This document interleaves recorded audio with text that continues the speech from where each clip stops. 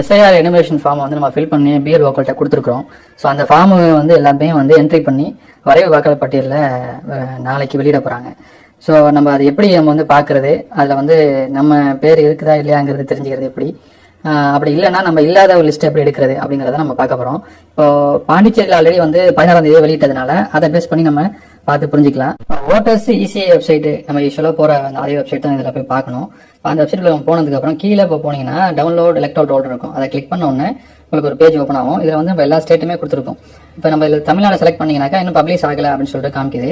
இப்போ இதிலே நம்ம என்ன பண்ணலாம்னா புதுச்சேரி செலக்ட் பண்ணோம்னா நம்மளுக்கு வந்து லிஸ்ட் வந்துடும். காரணம் நம்ம இப்போ தான் வந்து அவங்க 16ஆம் தேதி வெளியிட்டிருக்காங்க. நம்மளுக்கு நாளைக்கு 19 வெளியாகுது. இப்போ இதில் வந்து நம்ம டிஸ்ட்ரிக்ட் வந்து காரைக்கால் செலக்ட் பண்ணிக்கிட்டு இதில் வந்து நம்மளுக்கு என்ன சட்டமன்ற தொகுதியோ நம்ம செலக்ட் பண்ணிக்கலாம்.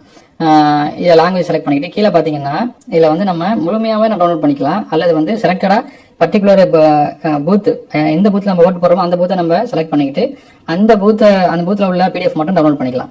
ஸோ இப்போ ஃபார் எக்ஸாம்பிள் வந்து இப்போ கவர்மெண்ட் பாய்ஸ் ஹாஸ்டல் இருக்குது, அதை வந்து நம்ம செலக்ட் பண்ணிட்டோம். இதில் வந்து கேப்சா அடிச்சுட்டு இதில் வந்து நம்ம வந்து டவுன்லோட் செலக்டட் பிடிஎஃப்னு போடுறோம்ல, அதை கிளிக் பண்ணோம்னு சொன்னால் நம்மளுக்கு பிடிஎஃப் டவுன்லோட் ஆகிடும். ஒருவேளை நீங்கள் கம்ப்ளீட்டாக ஃபுல்லாக டவுன்லோட் பண்ணணும் அப்படின்னாக்கா மேலே வந்து நம்ம கிரீன் கலருக்கு பார்த்தீங்களா டவுன்லோட் எஸ்ஐஆர் டாட்னு சொல்லிட்டு அதில் அந்த கிரீன் கலர் கிளிக் பண்ணிங்கனாக்கா ஃபுல் லிஸ்ட்டுமே உங்களுக்கு வந்துடும். ஸோ அப்படியே நீங்கள் வந்து எல்லா சட்டமன்ற தொகுதியும் டேரெக்டாக ஃபுல்லாகவே நான் தனித்தனியாக நீங்கள் டவுன்லோட் பண்ணிக்கலாம். டவுன்லோட் ஆனதுக்கு பிறகு பார்த்தீங்கன்னா உங்களுக்கு இந்த மாதிரி பிடிஎஃப் வந்துடும். அதில் பார்த்தீங்கன்னா வெளியீட்டு தேதி போட்டுருக்க பாருங்க 16/12/2025. ஸோ அதில் ஃபுல்லாக லிஸ்ட்டாக நம்மளுக்கு ஃபுல் லிஸ்ட்டுமே நம்ம வந்து பார்த்துக்கலாம். இதில் நம்ம பேர் வந்திருந்தா இதில் நம்மளுக்கு பேர் இருக்கும். ஸோ இதில் பேர் இல்லாத பட்சத்தில் நம்மளுடைய பேர் வந்து யாருக்கெல்லாம் விடுபட்டு இருக்கோ அவங்கள வந்து நம்ம வேற லிஸ்ட்லேயே பார்க்கணும். விடுபட்டவங்க என்ன காரணம்னு சொல்லுவாங்க. வாக்காளர் பட்டியலில் பேர் வராம யாரெல்லாம் நீக்கி இருக்கிறாங்களோ அந்த நீக்கப்பட்டவங்களால தனி லிஸ்ட்டாக வந்து தேர்தல் வெளியிட்டு இருக்காங்க. இப்போ புதுச்சேரி லிஸ்ட் வந்து நம்ம எக்ஸாம்லாம் பார்த்துட்டு இருக்கோம். புதுச்சேரி வெளியிட்டதுனால ஸோ புதுச்சேரி வெப்சைட்ல பார்த்தீங்கன்னா ஆப்ஷன் டி ஷிஃப்டட் டெட்னு போட்டிருக்காங்க ஏஎஸ்டி.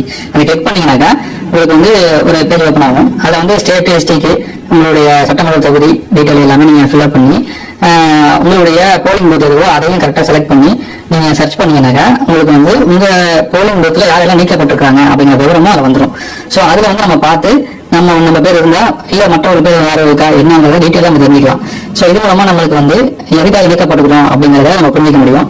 ஸோ நம்ம இதுல வந்து நீங்க அந்த ஃபார்மை அந்த டவுன்லோட் பண்ணிட்டீங்க அப்படின்னு சொன்னா அது சைட்லயே பாத்தீங்கன்னா டீட்டெயிலாக கொடுத்துருக்காங்க. நீக்கப்பட்டதோடைய காரணம் இறந்துருக்காங்க, யாரும் நீக்கப்பட்டிருப்பாங்க, வந்து அந்த லொக்கேஷன்ல இருந்து ரீல் லொக்கேட் ஆகிருப்பாங்க. ஸோ இந்த எந்த ரீசனுக்காக இந்த வாக்காளர் நீக்கப்பட்டிருக்காங்க அப்படிங்கிற விவரத்தை கொடுத்துருப்பாங்க. வரைவு வாக்காளர் பட்டியலில் பேர் இருந்தாலும் தகவல் அவங்க முழுமையா இல்ல, ஏதோ தகவல் விடுபட்டுருச்சு, முழுமையான தகவல் இல்லைனாக்கா அவங்க உங்களை தொடர்பு கொண்டு ஆவணங்களை கேட்பாங்க. பேரே இல்லாதவங்க ஃபார்ம் 6 நீங்க கொடுக்கணும். கொடுத்தாதான் மறுபடியும் உங்களுக்கு பேர் ஏறும்.